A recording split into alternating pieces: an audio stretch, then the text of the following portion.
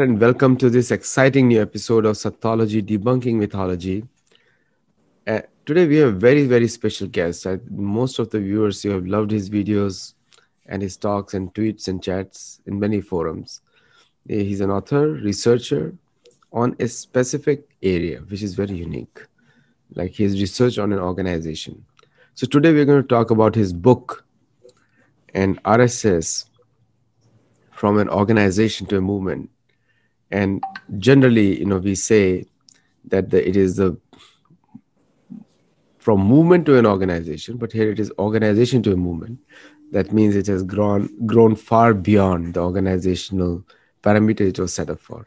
But without delay, let us welcome a great friend and a writer and a researcher, Sri Ratan Sharda. Namaskar. Namaskar. Welcome again, and I wish from everyone's behalf that you have recovered and wish you all the best of health. So Ratanji, when we talk about... Just start on a lighter note, a think tank friend from China asked me, how are you? I said, I just got Wuhan virus. He was very hurt. He said, no, sir, it's not a Wuhan virus. Everybody knows it comes from Europe, not from China. So, then it didn't do any message for 1 week. That's true. It's always being told that it is from Europe. They have always maintained it. And Americans should also believe it. It came from Italy, actually, not from China. No, that's, partly they may be true, but I think we all know the origins very well. Yeah. So when we talk about this organization, why do you say that it has gone from an organization to a movement? See, Aditya, it is very interesting that the founder of RSS, Dr. K.B. Hedgewar, had worked with revolutionaries. He had worked with Congress Party. He had risen as a important office bearer, and he was a great organizer. He had friends in all the parties, including Communist and Hindu Mahasabha. After working for years, he realized that actually the basic problem with India is that its own society is dwelling in its own slave mentality, in its own parochial thoughts, casteism, then regionalism, linguistics. Everywhere we find differences and we keep fighting, and that is the reason, because of the lack of sense of nationhood, the people of this land, despite the great technical, scientific, and other achievements, were not able to defend themselves against the foreign invaders, whether they're Turks or Mughals. So he realized that actually this society has to be organized, and good people with great character need to be created so that they can take forward the society. So he was very clear that he is onto a man-making mission, not creating an organization. He also very clearly said that we are not an organization within the society, we are an organization of the society. Until 1970-80s, when I used to be a young worker of RSS, we wondered how you're talking about, being an organization of the society, but not within the society, because we look very different from others. But as we saw his vision, slowly it happened that by creating a very small organization where 13, 14 teenage boys he picked up, he had senior advisors. But what he did that he concentrated only on youth, so the next generation. So those teenage boys later went on to get this RSS across India, going to colleges, going to universities, going to take a job somewhere outside. And that is how RSS started expanding. So by the time I wrote this book, RSS from an organization to a movement, it has become a mass movement where no part of the society, no dimension of the society is left untouched by these RSS people being active in that particular arena, in the area that they are working by choice. And this happened over a period of years because there was no hurry. Because when he was asked, when he became a little important, when he showed some results, some people in Nagpur asked him, it's fine, you say Hindu has to be organized, but what will you do? He said, RSS will do nothing, but RSS members will do everything. So idea was that the people who get trained in RSS will go out and create organizations as per the requirement. So that is how this next phase of evolution happened. In fact, this book of mine, RSS, that you are talking today about, is a progression of the earlier book RSS 360.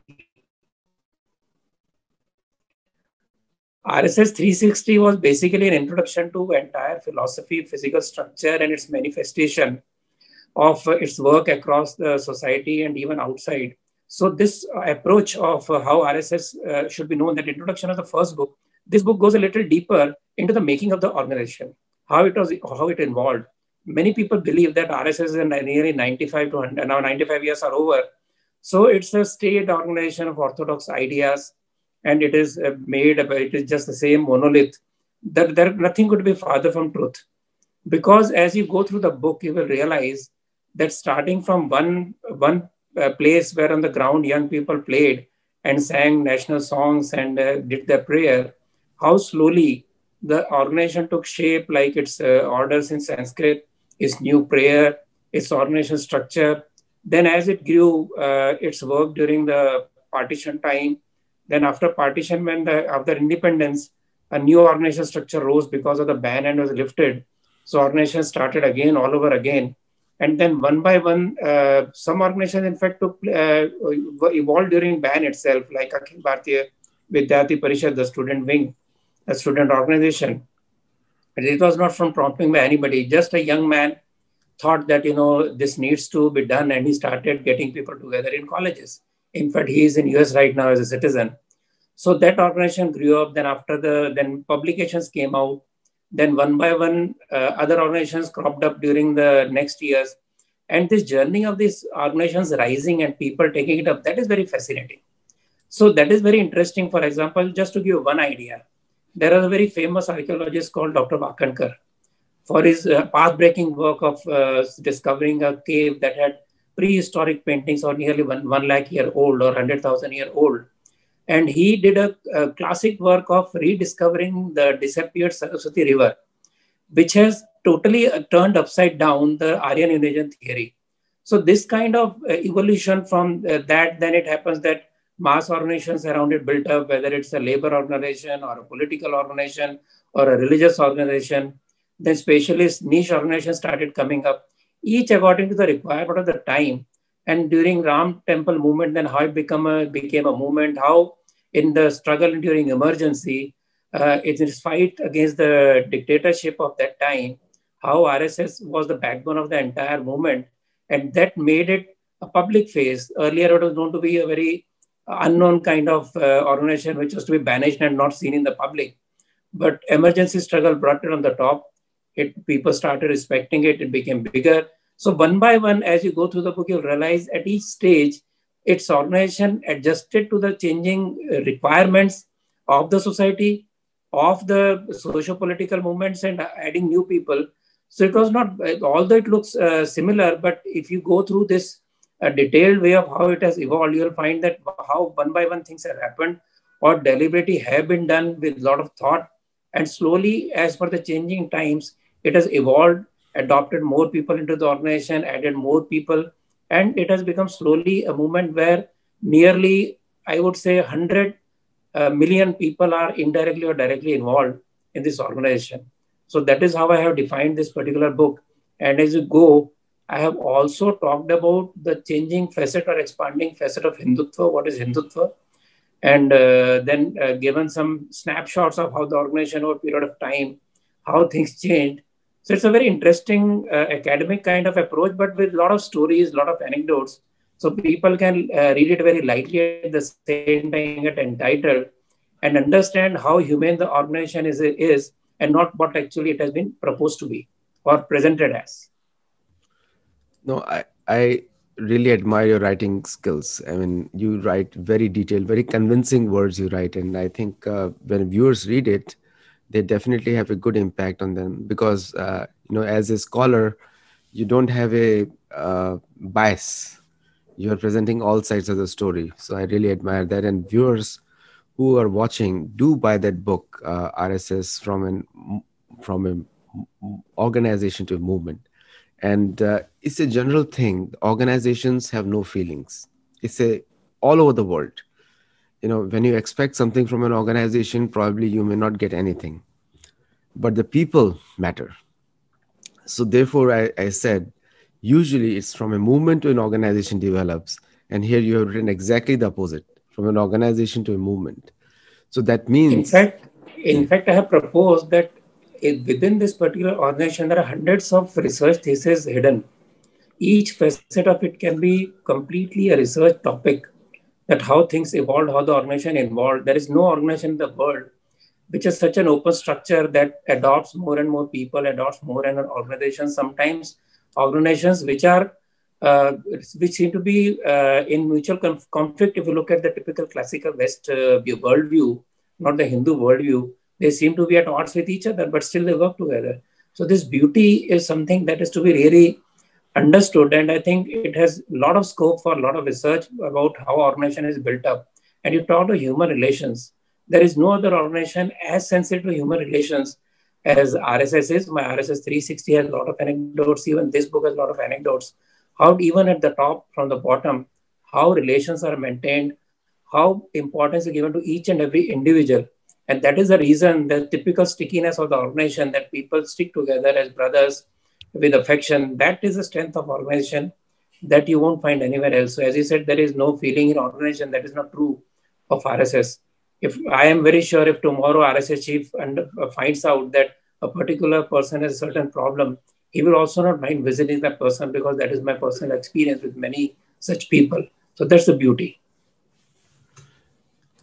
I was talking about the world generally. The organizations have they are considered to be neutral, like a passive organization, passive because the policies guide the organizations.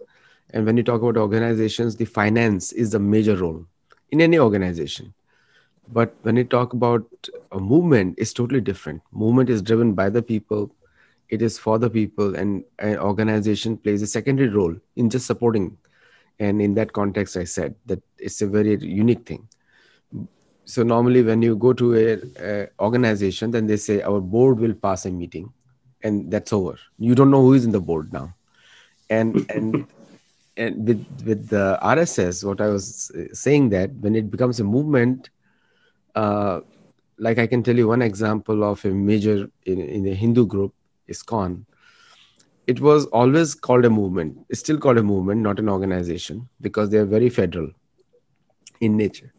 So everyone is independent in a way.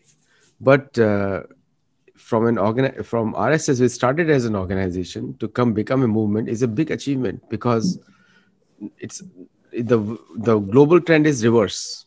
Uh, because everything stops when it as soon as it becomes an organization, the growth stops. But it has been growing, and it's a proof. You touched upon a very important point, which is a Hindutva. When American asks me what is Hindutva, I say Hindutva is in English, and Sanatan Dharma is in Hindutva is in Hindi, and Hinduism. And actually, I have a problem with the word Hinduism, because the Hindutva is a better word to say, because Hinduism means like a Western scholar trying to put the entire community of Hindus or Vedic culture into a cult. They don't call Christianism, they don't call it Islamism, they just call Hinduism or some other isms. There are so many isms that have been manufactured here. So how do you explain Hindutva to a layman? So many people are watching right now. See, I just put an, add to what is talked about Hinduism. There is no Christianism, there is no Islamism, there is no Judaism. So, and why there is Buddhism, why there is Hinduism, and why there is only this kind of ism when you talk of our Bharatiya different religions and faith, because they want to tie it down to certain ideology, so they can then slam it, they can then criticize it, not realizing that Hindu Dharma, as you call Sanatan Dharma, we call it generally. Hindu is a name which has evolved over time through the Western interference, and we have accepted it because that is how we are labeled, so it doesn't matter to us. But since we are criticized on that name, we want to affirm that this name has no problem and this philosophy has no problem. So Hindu is a philosophy where you talk of multiple paths to attain, to reach to achieve a salvation, or what we call a moksha. You believe in multiple faiths. You allow all of them to prosper as a republic of faiths, and you worship nature. You believe in karma. You believe in rebirth. So these are some common elements which are followed by all the followers of different religious faiths that have come out of Bharat, what we call Sanatan Dharma, Hindu Dharma. So, Dharma is a way of life where I defined broadly what are the various major qualities I can talk about. And then, of course, there is the religious tinge to it where you treat Shaivas and Vaishnavites and all other Shakta and everybody as Hindu, because then Hindu is a system which is coming from Sindhu, or also there are Puranic and Vedic scriptures. We talk about Bharat and Hindu Rashtra, so we will not get into that right now. Because point is, what is Hindu? Then it is the essence. Tva is essence. So what is the essence of Hindu? That is Hindutva. And Hindutva is an inclusive meaning, because as I explained just before this, that we include everybody as a dharmic person. We don't criticize any other faith system. We don't say mine is the only true religion and your way is wrong, only my path is correct. So we say yours too. So mine is the path, but your path is my path too.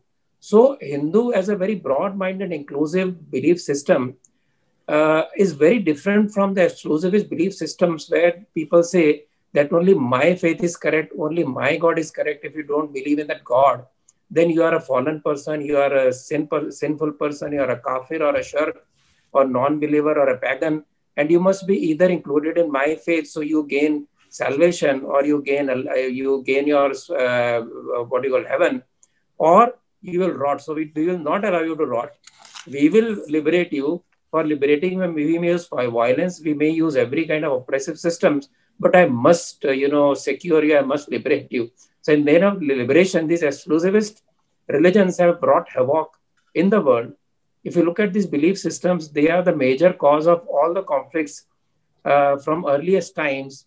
While as far as Hindu Dharma and Bharat is concerned, or India is concerned, we have not gone out and with sword in hand and forcing people to believe in our faith system or be put onto the edge of the sword or change violently. So this basic difference in Hindutva, Hindu Dharma and other faiths clearly tells you that we are talking about an inclusive way of philosophy, not a closed system of ism, vis-a-vis other systems which only talk of exclusivist approach to your spiritual needs, and where everybody else has to be brought under your umbrella, because that is the only way the world can have peace. While we had peace with the multiple cultures, multiple faith systems, and still over thousands of years we have remained one nation, and that is proven by literature across from south to north, from east to west, by various rishis, by various savants, who in different languages have spoken of this nation, India, as one particular geographical cultural landmass, which is very different from the nationhood of nation states that others sell the idea of. So we are not following that sense of nationalism that West has evolved over last 200 to 300 years, but we are talking of a sense of nationhood which was proclaimed by Vedic saints, Vedic rishis 6,000 years back in the books of Vedas, where the word Rashtra or the nation has come 72 times at least. And where they define what is a Rashtra, they define what is a Janasabha or assembly, what is a governing body, and how the committees are formed. All this is part of our very basic fundamental literatures. So that this tells us that we are talking a very non-conflictive, inclusive way of governance, inclusive way of nationhood, much different from what is being, uh, told to us by the West-oriented thinkers about Bharat and about Hindus. No, very true actually, because the general, even though Hinduism is or the Vedic culture is the oldest surviving culture, and Hinduism is a common colloquial name which is used by many people, but it's a very old culture, and the oldest city in this culture is Varanasi, which is even today a living city. So it is a very ancient culture, beautiful architecture. Most of the architectures in other parts of the world are influenced from in this culture, and this culture In has fact, you all. hosted a talk some time back with one of my colleagues, Mr. Prashant Pol, had described the influence of Hindu Dharma across the globe, Indians across the globe, where there are evidences and clear evidences of influence from our own culture, right from finding the murtis in various lands, whether it's China or Mexico, and various structures and the systems of worship, etc.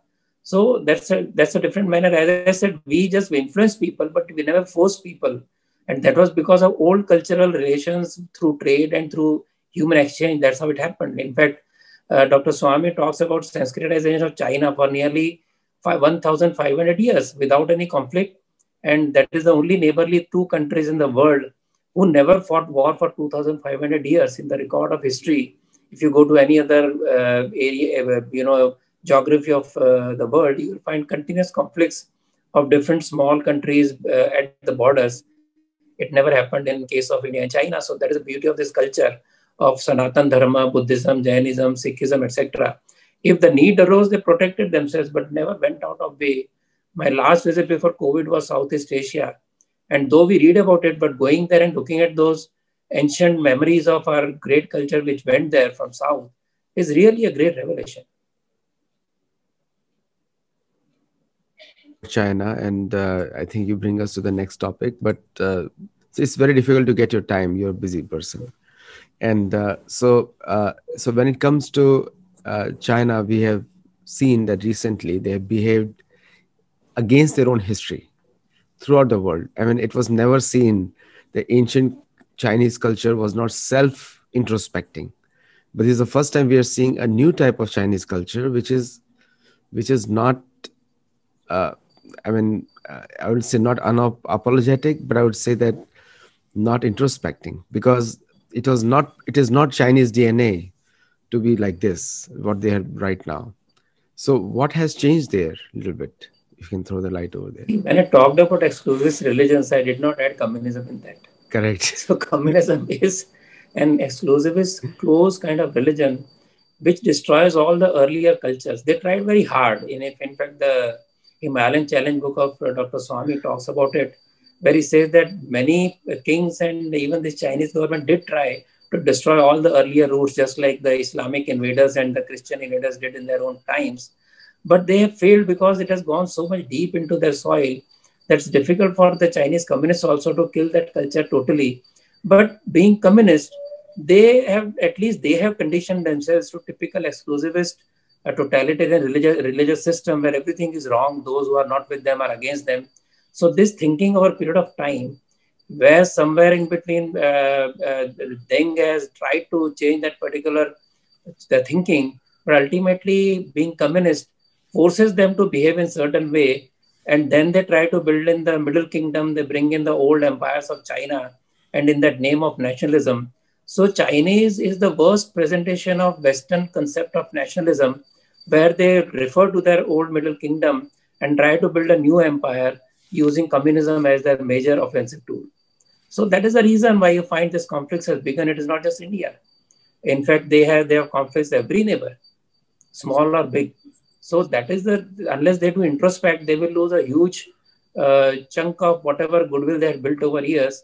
Because commerce is one thing, but when human-to-human relations are not good, then the countries find it difficult. For example, in case of India and China, India and US, in the early years, because of typical socialist bent of mind, India and US did not have good political relations, but people-to-people relation was always excellent, and Indians found something very close to the way they think in terms of democratic norms about USA, and US citizens found that India is very close to kind of democratic traditions they have imbibed over a period of time. So this people-to-people relations are very important, and that is where China will suffer in coming years, has just started suffering since last year.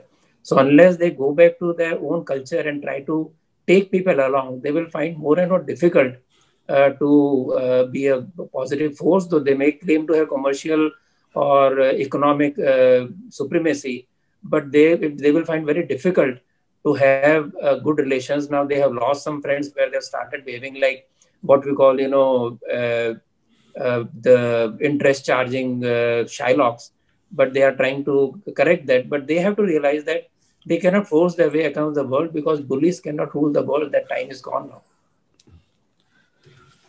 I had a very interesting idea, because India and China together represent almost 40% of the world population, 30% of the world population, Yeah. and it's going to increase. And if there was a free trade over there and China recognized the Indian territorial positions, it will be so much prosperity in that entire region, much more than any part of the other world, any part of True. the world. But unfortunately, when somebody tries to eat the whole cake, then the hungry person is definitely going to snatch it.